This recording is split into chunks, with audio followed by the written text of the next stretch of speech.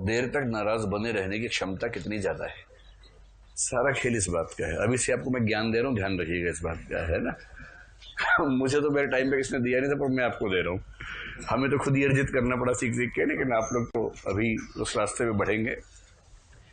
तो यदि आपका साथी, मेरी बातों से प्रेरित मत हो जाइएगा, मैं आपसे बार बार कह रहा हूँ, ये सब बेकार की बातें 5-7 साल के बाद सोचिएगा, है ना। लेकिन आप मेरे कहने से मानेंगे नहीं। जैसे मैं बार बार कह रहा हूँ महाभोज पढ़ लो, नहीं पढ़ रहे, तो आप करेंगे वही जो आपको करना है। कहीं आप ऐसा कोई रास्ता चुने अपने लिए, तो बस एक गाइडेंस थोड़ी सी साथ में रहे। मैं तो इस भाव से, अब मैं जिस उम्र में ना, उस उम्र में आदमी उपदेश दे मेरा मानता नहीं है, उसका मन करता बच्चा मेरे तो ज्ञान दे ही दे उसको किसी तरह से। तो सारा खेल इस बात का होता है। देखिए, अगर तो दो सच्चे दिल के लोग हैं तो सच्चे दिल से रहते हैं, तो उसमें मतलब करामातें और तिकड़म वो सब नहीं होता है। कभी कभी क्या होता है, दोनों तिकड़म में मिल जाते हैं, तब ठीक है, तब चेस का खेल चलता रहता है जीवन में लगातार। इसका घोड़ा, इसका ऊंट, इसका वजीर, इसका वो चलता रहता है। दिक्कत तब है जब एक तिकड़े में हो और एक भोला भाला व्यक्ति हो, तो भोला भाला व्यक्ति फंस जाता है बेचारा। तो ऐसे मामलों में दबाव बनाने की युक्ति क्या होती है कि जो इमोशनली कमजोर है थोड़ा सा, दूसरा व्यक्ति उससे नाराज होता है बार बार। नाराज ऐसी वैसी बात पे हो जाता है, कोई खास बात नहीं चाहिए होती, और फिर अंदर से नाराज हो या ना हो उस पर दबाव बनाता है। जाओ मुझसे बात मत करो, जाओ। सामने वाला कह रहा है नहीं ऐसे मत करो, मुझसे बात कर लो, प्लीज बात कर लो, मुझे नींद नहीं आएगी, प्लीज मुझसे बात कर लो। और इसको लगता है कि चलो मेरी चाल ठीक पड़ी है। फिर ये एहसान दिखाता है, नहीं बात करो, ठीक से रहा करो, अगर आज के बाद ऐसे की बात नहीं करूंगी तुमसे मैं। तो कहते नहीं, मैं आगे से ठीक से रहूंगा, तुम ऐसे बस मत बोलो। और आंसू भी आ गए आंख में, और पता नहीं क्या क्या हो गया, गिल्ट फीलिंग, ये फीलिंग, वो फीलिंग सब आ गई। इसको गुस्सा था ही नहीं, ये नौटंकी थी बेसिकली, ये दबाव बनाने की साजिश थी। अब अगली बार के लिए तय हो गया कि जैसे ही नाराज होगा ये व्यक्ति बहुत जल्दी माफी मांग लेगा। फिर आमतौर पर संबंधों में क्या होता है कि एक व्यक्ति का काम नाराज होना होता है, दूसरे का काम माफी मांगना होता है।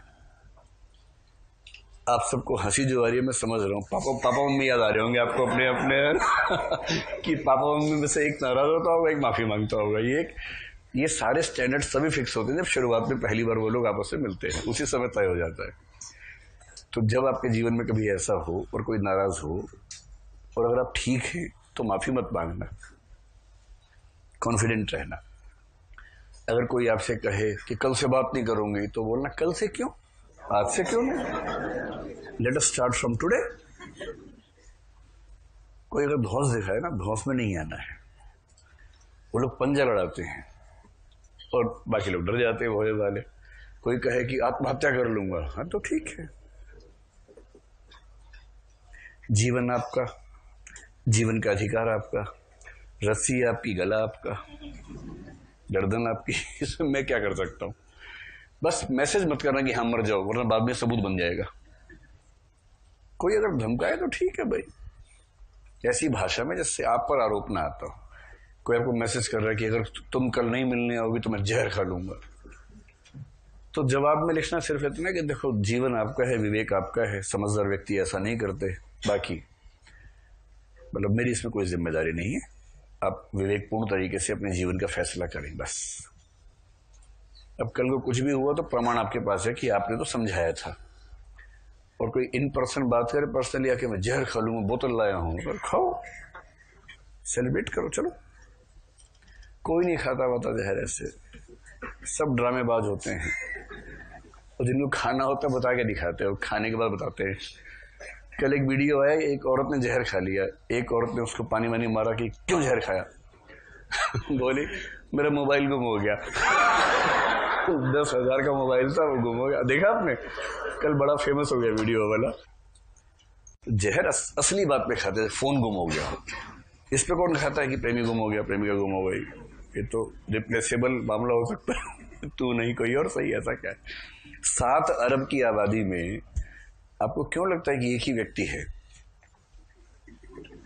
दुनिया की आबादी 7 अरब है, 7 अरब है ना। अरे बहुत बहुत बड़े हैं दुनिया में, एक से बढ़कर एक लोग। किसी की धौंस में मत आइएगा, लेकिन धौंस दिखाइएगा मत, वो भी अच्छी बात नहीं है, दिखाना भी ठीक नहीं है।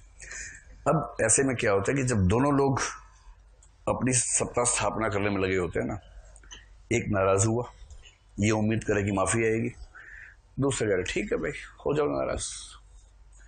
अब दोनों बैल हो गए हैं, ये माफ़ी नहीं मांगेगा, ये झुकेगा नहीं क्योंकि नाराज़ ये हुआ था। अब इंतज़ार कर रहे हैं कि कौन पहले झुकेगा। 1 घंटा 2 घंटे, कमज़ोर दिल के लोग 2 घंटे से ऊपर नहीं झेल पाते, मजबूत दिल का आदमी झेल लेता है, इंसान झेलता है। एक शाम हो गई, रात हो गई, अब सोना है, वो अपने रूम में, ये अपने रूम में। जो मजबूत होगा सो जाएगा, भाड़ में जाएगा दूसरा व्यक्ति। कमज़ोर को नींद नहीं आ रही है, बार बार फ़ोन चेक कर आया कि नहीं आया, नहीं आया, मैसेज भी नहीं आया, अरे हाय राम। फिर दोस्त को बुलाया कि क्या करूं क्या करूं। दोस्त भी कच्चे दिल का है, यार एक बार ऐसा आदि काल में हुआ था, उसके बाद रिश्ता टूट गया था। अगर दोनों अड़ गए कि मैं माफ़ी नहीं मांगूंगा, मैं भी नहीं मांगूंगा, फिर 2-3 दिन बाद जब भी समझौता होगा, उस समझौते में निहित है कि अगली बार से बिना बात के नाराज नहीं होना है, और होगे तो उम्मीद मत करना ज़्यादा। धीरे धीरे ऐसी स्थिति आती है कि लोग फिर नाराज होना बंद कर देते हैं बिना बात के। जायज़ हो जाए तो होना ही चाहिए, अगर आपसे गलती है तो माफ़ी मांगनी ही चाहिए। पर कोई धौंस दिखाए आपको, कोई सिर्फ पंजा लड़ाने के लिए नाराज हो रहा हो, तो लड़ाना दो उसको अकेले ही। समझ में आ गया? तो बताओ हिंदी साहित्य जीवन में काम आता है कि नहीं आता है?